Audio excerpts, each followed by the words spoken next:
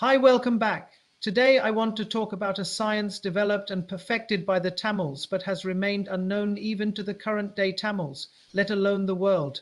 Even Einstein or Hawkins did not know this science. The Tamils have forgotten this science for over 800 years. Today, science typically refers to positivistic science, a worldview grounded in observation, measurement, and the belief that reality is best understood through objective data, from Einstein's theories of space-time to Hawking's models of black holes, and from Bacon to Galileo. This paradigm has profoundly shaped modern life. Its triumphs in medicine, engineering, and technology are undeniable.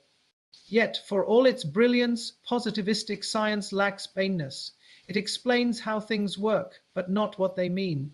It excels at mechanisms, but struggles with meaning, consciousness, and lived experience. It sees reality as something external to be measured, not as something relational, alive, or self-aware. In doing so, it misses the very essence of existence. Positivistic science has made some huge contributions, but it's not without its flaws, right? Let's break it down. First off, reductionism strips complex phenomena down to just numbers, losing all the meaning and real-life experiences. Then there's the context-blind approach. It assumes knowledge can exist without considering history or culture. And don't forget about the neglect of being and intentionality. It just doesn't capture the depth of human life.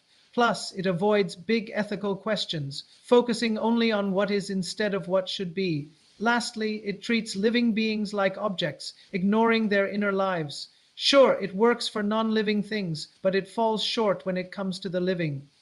Western thinkers have realized that positivism just doesn't cut it when it comes to understanding human life. That's why hermeneutic science came about, focusing on interpretation, history, and our everyday experiences. Let's see what some prominent Western hermeneutic thinkers say. Gadamer advocated for historically affected consciousness and the fusion of horizons. Heidegger reoriented philosophy toward being and the question of existence. Husserl called for a return to life world and the intentional structure of consciousness. Even with their deep critiques, none of these thinkers really laid out a clear framework for hermeneutic science. Their ideas stayed more on the philosophical side than the methodological. The West is still trying to figure out how to create a science that respects being, meaning, and our inner experiences. Positivistic scientists know that their approach misses the being aspect, but they're stuck on how to bring it into their work. If they acknowledge this, it could shake the very foundations of positivistic science. So, to avoid that, they've kept the concept of being out of their field altogether. The Tamils noticed the issues with positivistic science way earlier than most. They recognized these flaws and created a different kind of science, one that considered the essence of living beings, what the West calls hermeneutic science. Crazy, right? Most people have no clue about this. This video aims to highlight that the Tamils had their own version of hermeneutic science. It's worth mentioning that even today, the West is still grappling with the logic behind this approach. The Tamil version was fully developed and articulated way back in the 13th century by the brilliant Mekunda. How cool is that? While the West is still figuring out the basics of hermeneutic science, the Tamil tradition is quietly making waves way before Western philosophers started questioning positivism. Tamil thinkers had already laid out a science of being, a way to understand the difference between living and non-living things, between subject and object.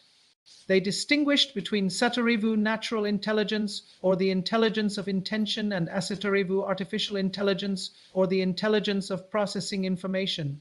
Positivistic science works for non-living things where behavior is predictable, but when it comes to living beings, it just doesn't cut it. When it comes to living beings, it is structurally inadequate.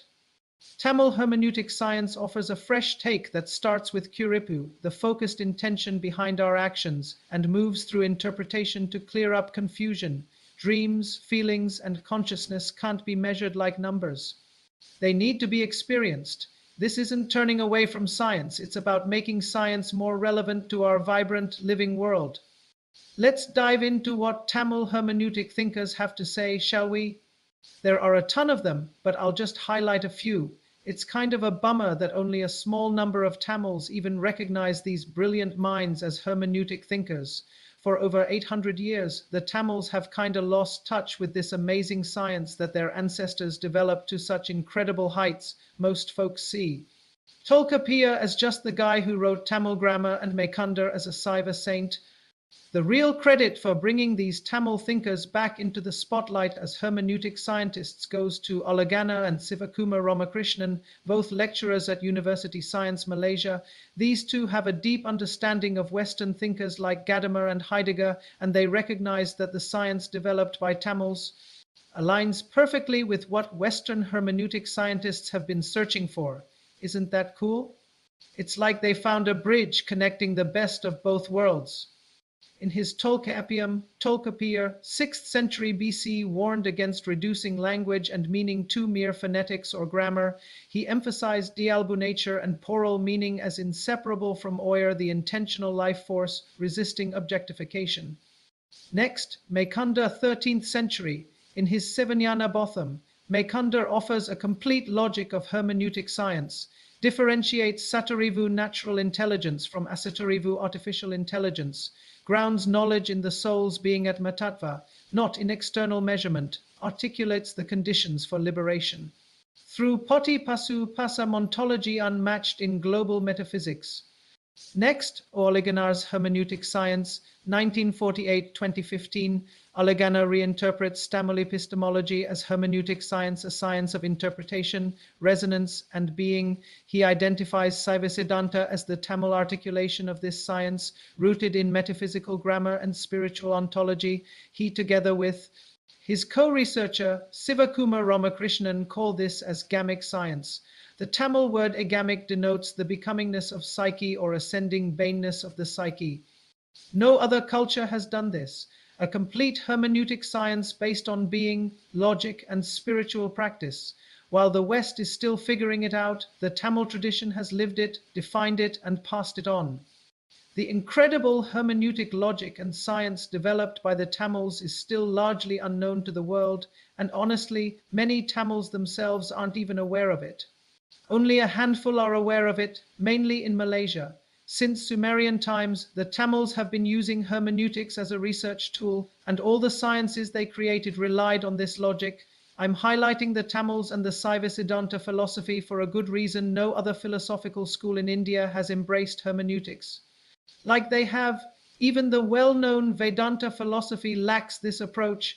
As I mentioned in my last video, Tamil alphabets are categorized as soul alphabets and body alphabets, and when you combine them, you get soul-body alphabets. The soul is always front and center.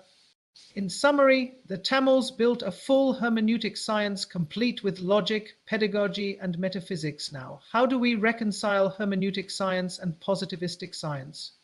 While the rest of the world sees these two as fundamentally different and cannot be reconciled, the Tamils have an answer. 1. Positivistic science for non-living things. 2. Hermeneutic science, or what we call gamic science, for living beings.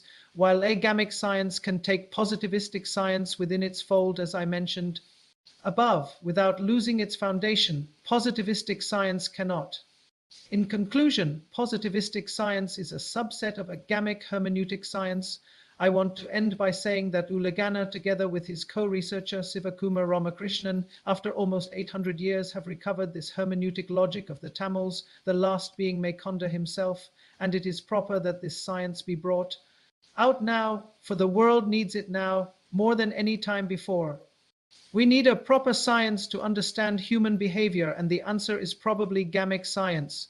It is time the world looks at the Tamil hermeneutic scientists like Tolkappir, Tirumula, Mekunda, Ulegana, and Sivakumar Ramakrishnan, long ignored in Indological studies due to the world orientation and fascination to Sanskrit and Vedic literature.